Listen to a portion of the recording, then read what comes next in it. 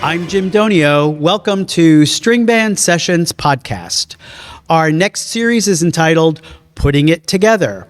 We're going to be talking to experts from makeup, costume and set design, music arranging, and costuming over the next several episodes. It is the talents and the expertise of these people that help string bands put it all together.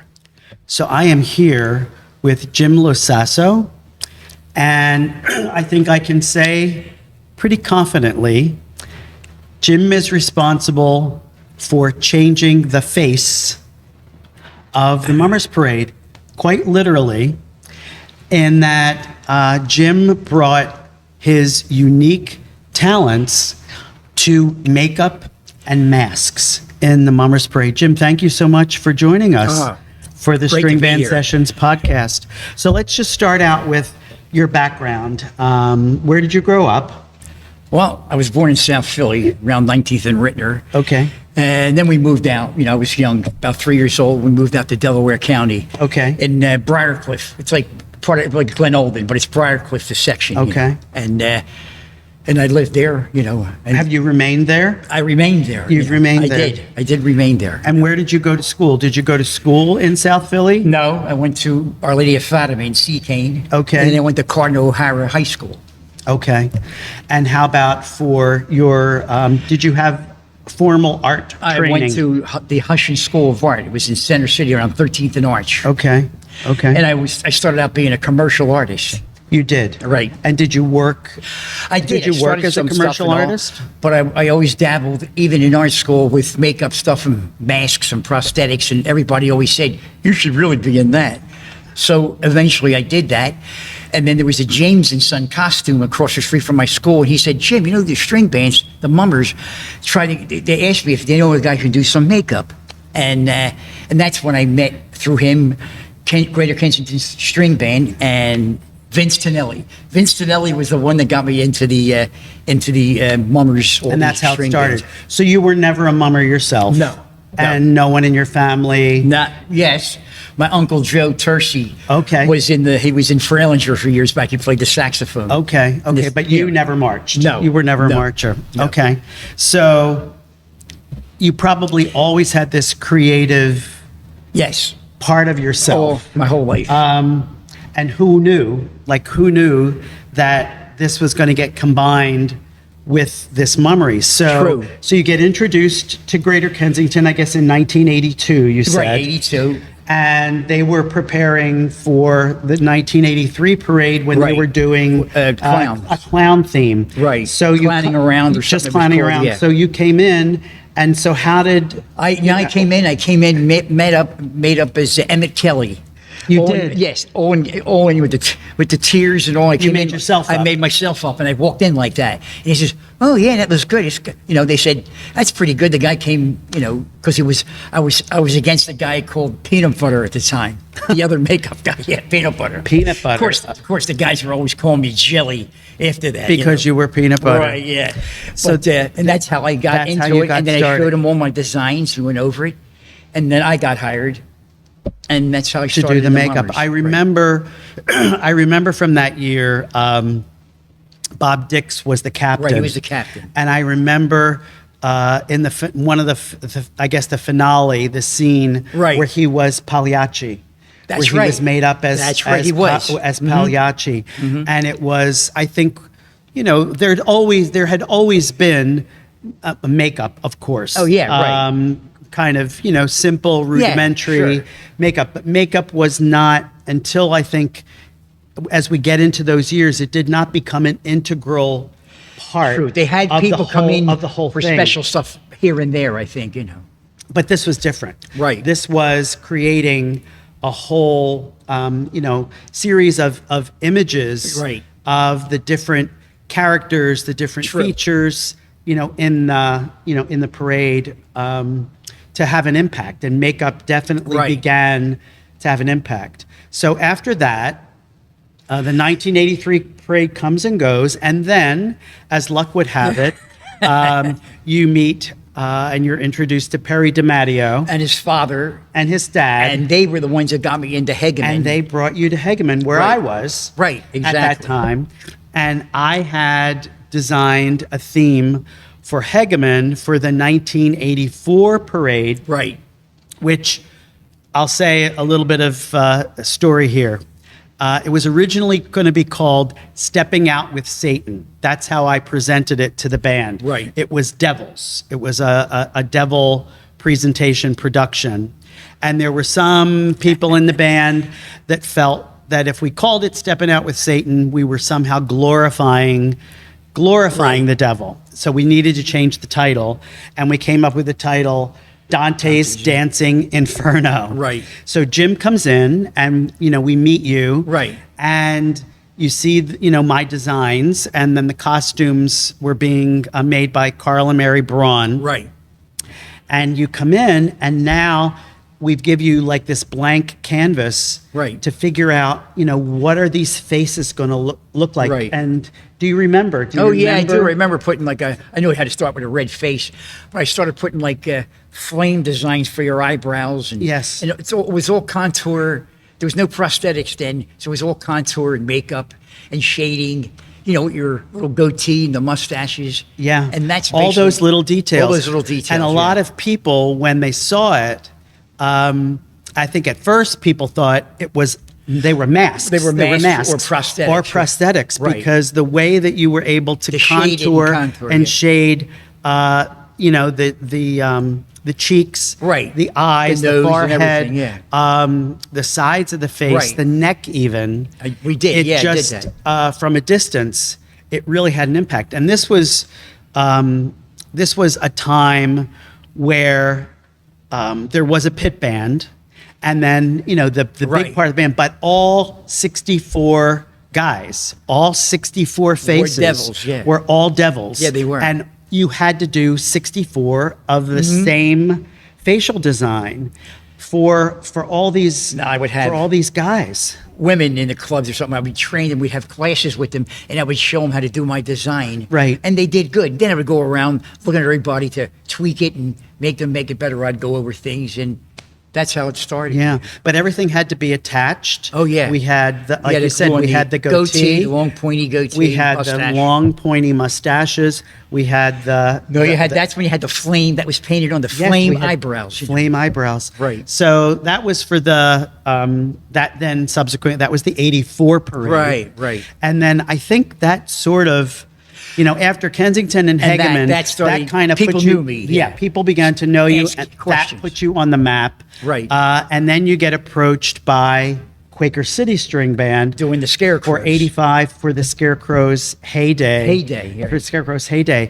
And what are your memories of that? What are your memories of that? Bob Quayle. I remember meeting Bob Quayle Yes. there, and a couple others. And then I went over to the design, and they looked at it and says, yeah, maybe make that a little thinner, smaller. And I put sequins on it and dressed it up a bit. And then they got back to me and they says, yeah, we want you. And then they hired me. And that was still not prosthetics. Bob Shannon wanted me too. Bob Shannon, of course. The late, great Bob Shannon. He was great. So, but that still was not prosthetics. No was prosthetics. still that was still just, shading and paint and, Yeah, and to make and that work. design. And of course, our fans of string bands know that Quaker City won first prize. Yeah, they won, in 1985 with the Scarecrow's heyday, Right.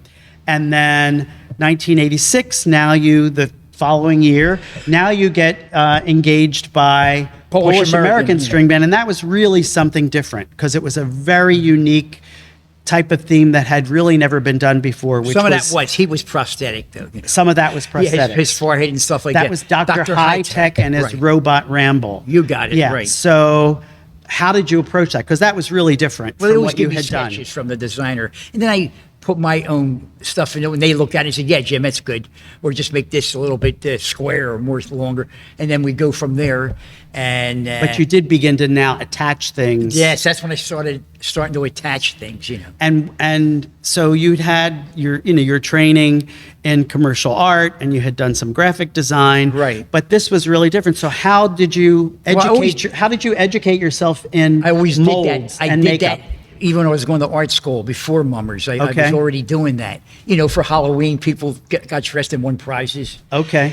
for Halloween and little stage things and all. And so I already was doing that. I just put it to the Mummers, and they sort of liked it. And see, everybody was see all the Mummers look at each other, and that's how I started. That's when I really broke into the Mummers. Yeah, and it then became like very competitive because Oh, yeah. bands Oh, were yeah. seeing, you know, as this sort Bob of Shannon got on me one time. He said, "Jim, you're not doing that, but you know you can't do that. There's the rules." He tried to make me stop, and he was laughing. I almost believed him. I said, "I can't do that, Bob." He said, "No, Jim, you're not allowed to do it." And all the other bands were giving me the eye in the background. No, that's not that. You know, that's he's pulling your Right, leg yeah, there. but It did become. I mean, I remember it Yeah. did become very competitive. True. Oh, because I think bands began to see this Right. as an advantage. That, Right. okay, the judges now are looking Right. at not just the suit, not just the back piece, not just the feathers. What character are you, and how is that character being Right, portrayed or displayed? So, how did you start making molds? How did like you said you just do this out of your house? Yeah, right. I So, do. I have a studio downstairs. how in my did you do basement. that? How did you learn to make these molds? Did you mold each face? When I was in art school, you know, you learn. You know, I was doing some sculpting and stuff like that. Basically, that's what you have to do. You have to have that sculpt. Right. And then making the molds, I learned them myself, and I had like a couple courses and stuff like that in New York. And then I just took it from there, and I went off on my own, and started doing all kinds of, you know, even public television I got into then and stuff. Doing makeup. making people, like a 24-year-old as like a 90-year-old To age people. Indian Sioux, talking about the Sioux Indians. So I had to make him up for like public television for that. Great, you know. great. So obviously makeup is one thing. Right. You know, you come up with a design. You might train some people to help Right. apply things on New Year's Day. Yeah, because there's 60 people or more in Yeah, the but band. when you're doing like molds, do you customize a mold for each person's head? Or how do you do that? Once I did that. Of course, you couldn't do it now; it would cost a fortune. I did that with the Vikings, the brigade. In the fancy They were- brigades. They were mannequins, and I cast everybody's face in that group because you know Butcher D'Amato's real. He was real A particular. perfectionist, Oh yeah. And I did I still have their faces at you know in my studio, all lined up, and I sculpted each and every face individually. I forgot how many there were, 50, 60 of each. They were custom made for that person. For that- Only time I ever did it Yeah. for custom. It cost too much money. Yeah, I was going to say it doesn't. Oh, no, they would doesn't have to give me their club now. Doesn't seem realistic. So now, when you are doing a mask, when you're doing a Right. mask, what do? You do you make like a general template and then try to adjust Well, it? I sculpt it on a general thing, and I keep in mind, like, you know, it's got to fit mostly everybody. Mm-hmm. Unless you really got some gymnasts, we got some kids or smaller ones. I'll make a smaller version. Okay. But that's just Yeah, custom. I didn't think about You know that, what? but I always yeah. said I do custom designs for the Mummers, not custom fits. Okay. Because it would cost too much. You'd have to cast everybody's face individually and sculpt. It's just too much No, money. that's not. Yeah, It's not, and for a parade, it's not. It's not No. realistic. No, it's not. You know, to approach that. So as you are, as they're bringing you in, Right. So I'm always been very interested in now that there's the makeup affects it too, but more so with the masks. You have to think about like the sax players. They have to be able to. We always bring that up. I do that even this year. Their mouths have to be open, or their Yeah. You know, How do you do? How does that? How, well, how do you figure that out? you know, well, there's from doing it all the time. Your mouth has to be open a certain way, so the section for the sax- mouth right, can for the fit in. mouthpiece, yeah. And that's what I do. And unless it's a real big head that they're looking out their mouth, you don't have to worry because they're looking through. Which is I'm doing that for Kensington this year. They look out their mouth. Okay. You know. Yeah, that's interesting. I always think of that when I see the bands who have either a simple mask or Right. something that's more elaborate or oversized. And You have to prosthetics, think too. about and prosthetics. You have to think about the sight line too. So it's not just the, Oh, it's yeah, not just sure, the playing. absolutely. It's they have to be able to see, and then Right. also isn't there? And- Like, there's an issue with like True. peripheral vision. Oh yeah, you know, we get as into well. That. That's So how why I ma- don't make big. That's why I don't get those big bulby clown noses, Right. you get cross-eyed. Because you can't. The guys say they look, and so we go smaller or small, to keep it that way. obviously because they're moving. Oh, yeah, exactly. So do you find, do you go back and forth a lot? Do you try things and then they see, can we play? What I do, what I do? I sculpt it first, right? I take pictures. Uh-huh. And there's sometimes like South Philly String Band or something or whatever, all of them, a lot of them, I'll go back and forth and say, yeah, Jim, that's good, but can you make that nose a little bigger? Okay. Or can you open that mouth because there's a saxophone player, they'll tell you. And then I sculpt it, I send it back to them, that's it, Jim, that's good. So they probably, I'm sure, they pass it around. They let different people like try it on. And they cut, they're trimming. And they cutting. try to figure out, Right. what makes the most. When you're what gluing makes the something like a most sense. prosthetic on, that's about the closest to custom because it's glued to your face into each, like around your cheekbones and all, and that looks more like a custom thing. Yeah. It takes a lot longer to put on too, though. So generally, when do you get brought in? Do you get brought in when the initial costume Oh yeah, sketches are done? I'd say by March. I know Really? some things are. Depends how elaborate it is. Yeah. How many bands are you doing for 2026? This year, I guess there's about 10, including brigades and stuff. For 2026. Maybe more, but I'm not sure. Now, you told me this a few minutes ago. I still find it hard to believe. You do this all yourself? You don't Yes. have like a staff of... No, I'm the staff. A staff of people? Because How do you do I it? did delegate that. They wouldn't finish. Oh, they always had excuses. They didn't do it. My friend Maureen Pacelli, she would help me. She helped me one time with beards and stuff like that years back. And she would come around even with groups with me. And Yes. and Lynn, her girlfriend, would come and we'd help. And then she did help me put on the makeup and stuff like that. But mostly I do most of it myself. I have a system that I do. I mean, I know. You must have a system, but like, do you I even sleep? look at Do you it. sleep No, I between do. I October even and look and say- December? I even look and say, did I do all this? I say that every year, and I've been doing it for like what, almost 45 years. 43 years. I don't know how. I mean, I just assumed that you had No. like a crew of No, I people don't. I'm the because crew. you're the crew. All these years, I'm the crew. That's amazing. Do sculpt, mold making, painting, everything. Going out and getting the stuff. Well, I mean, because there's a lot of steps to this. Like There you is. said, there's the mold making, the mask, Sculpting, the mask side of it. The makeup, it's doing the sketches, getting the sketches, It's painted and airbrushed, approved, and then Right. airbrushing that we didn't. Then putting beards on, Yeah. putting hair on the things. Yeah. So how about the supplies for all of this? How does that all come together? I get that from Do you New have York, a supplier? Ohio, all over. All over. California, they all come. They all know me after all these years. Yeah. And I call them up and, and they deliver it to my house. That's amazing.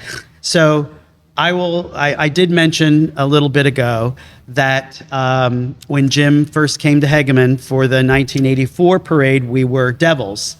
And so he, made us all up. I was the drill master for that parade. And so, I was made up as a devil, as everybody else was. We did our performance at City Hall.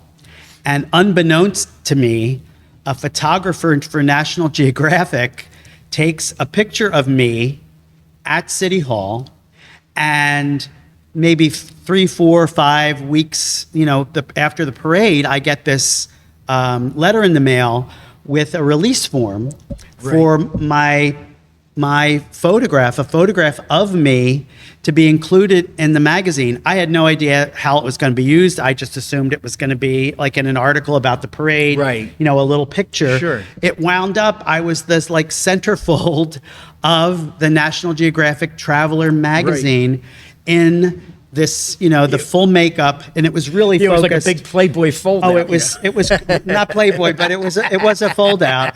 I was fully clothed. But the makeup, I think it was really the facial. I think it was the makeup that attracted this. The Right. photographer saw this, Right. And it hadn't really been done that much before, and it had such an impact. Right. It had such an impact. So that's a little bit of my claim to fame, and therefore a little bit of Right. Jim's claim to fame, that makeup made it into National Geographic Traveler magazine. Jim, thank you so much for visiting with great us. being here. It was good. Like I said at the beginning, Jim has literally changed the face of the Mummers Parade. Jim LoSasso, makeup, masks, artist extraordinaire. Thank you so much. Thanks, Jim. Thank you so much. Good being here. Thanks for watching the String Band Sessions podcast. You can find all of our previous episodes on the String Band Association's Facebook page, our YouTube channel, Spotify, and Apple Podcasts.